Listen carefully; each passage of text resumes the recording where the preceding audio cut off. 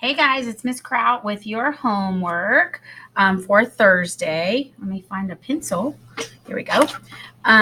So we have some same thing we've been doing all week, guys. I just want to make sure that you guys are understanding what you're doing. If you do not understand homework, we've been trying to work with you on this, but it seems like everybody's getting it. So that's good. So I'm going to do the odds with you today. And the secret word today is going to be library. And I want you guys to spell library correctly when I ask you for those secret word because it's on our word wall. Just a hint. All right, here we go. Number 1 is 3 2/10 minus 2 4/10.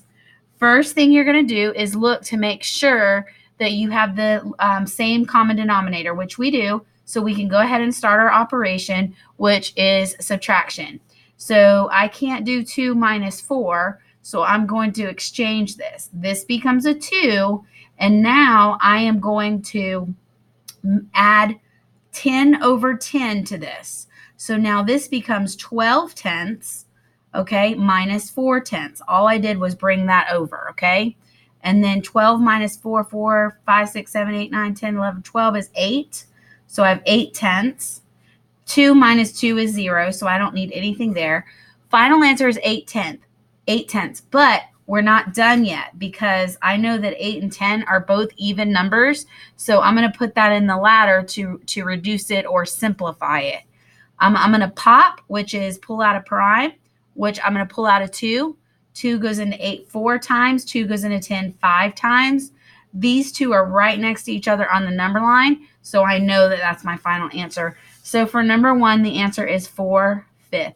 If you did not understand how I got that, please rewind this. I mean, go back. You don't have to rewind. It's not old school. Go back and watch it. Miss Hamby, your conference is in the office.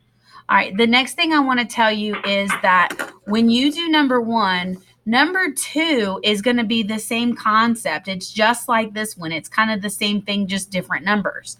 Go ahead, after you do number 1, pause it, and then go to number 2. Solve number 2, and then push play again and go to number 3. This will help you, okay? Instead of just watching the whole video and then trying to go back and do it, use that pause feature.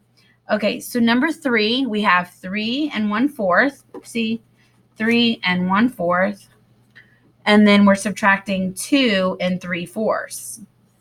First thing I want to do is I want to make sure that I have my least common denominator is the same. So for the least common denominator is 4, so I can go ahead and start my operation, which is subtraction. I cannot do 1 minus 3, so I'm going to borrow from the 3, and this becomes a 2. And then I'm going to add 4 over 4 to that, and this becomes 5/4 minus 3/4. I just pull this over just so they're on top of each other. 5 minus 3 is 2, so I get 2/4. 2 minus 2 is just 0. You don't have to put the 0, but I know that 2/4, 2 and 4 are both even numbers, so I know they can reduce. So I'm going to pop, which is pull out a prime, and I'm going to pull out 2. 2 goes into 2 once. 2 goes into 4 twice. So the answer for number 3 is 1/2. So for number 3, the answer is 1/2. Okay, now go ahead and pause this, and then you go try number 4. When you're finished with number 4, then resume it and go to number 5. Okay, number 5 is 6/8 plus 1/6. Okay, first thing we need to do is look to make sure that they have a common denominator, which they do not. Okay, so since they do not have a common denominator, we need to put them in the ladder to find a common denominator. So we're going to pop, which is pull out a prime, and I'm going to pull out a 2. 2 goes into 8 4 times. 2 goes into 6 3 times. Okay, there is no number that will both go into 4 and 3, and we know that because they're right next to each other on the number line. So I can stop, and I'm going to do this, okay? I made my L for, I always say it's for least common denominator, but it's probably not even look like an L. So now I'm going to do 2 times 4 is 8, and then 8 times 3 is 24. my LCD, or least common denominator, is 24. Okay, so I'm going to write a 24 here. Okay, and then I'm going to say, self, how did you get from 6 to 24? Well, I know that's times 4. Whatever I do on the bottom, I have to do on the top. 1 times 4 is 4, right? And then same thing here. Self, how did you get from 8 to 24? Times 3. And so I'm going to times 3 to the top. Whatever you do to the bottom, you must do to the top. And I have 6 times 3 is 18, right? So now I can go ahead with my operation, which is adding. Be careful because we've been subtracting. So sometimes you guys mess up and think, oh, it's a subtraction again. But this is not. So this one is going to be 14 over 24. What I notice about these numbers is they're both even numbers, so I know they're going to reduce, but I don't know by how much. I'm going to go ahead and let's think of a number. I always go with 2. I always start with like 2, 3, or 5. So I pulled out a prime. 2 goes into 14 7 times. 2 goes into 24 12 times. Okay? And then there's 7 is prime. So that tells me unless 7 goes into this equally, we're not going to find another number. So we're done. So the answer to this is 7/12. So final answer for number 5 is 7/12. Okay? All right, let's go on to number 7. Number 7 is all about Wyatt. Wyatt spent 2.5 hours working on his math homework. Wow, Wyatt, I'm impressed. If he spent another 2.5 hours on his reading homework, boo. What is the total time he spent on homework? Okay, so he spent equal time on both of them. So basically, he spent 2.5 plus 2.5, right? Okay. So the way we're going to do this, we already have a least common denominator. So we can just go ahead and add. This is 2 over 2. 2 plus 2 is 4. But look at this. I know it says answer is a mixed number. However, to me,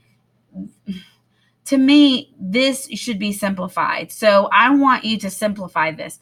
2 over 2 equals 1 whole.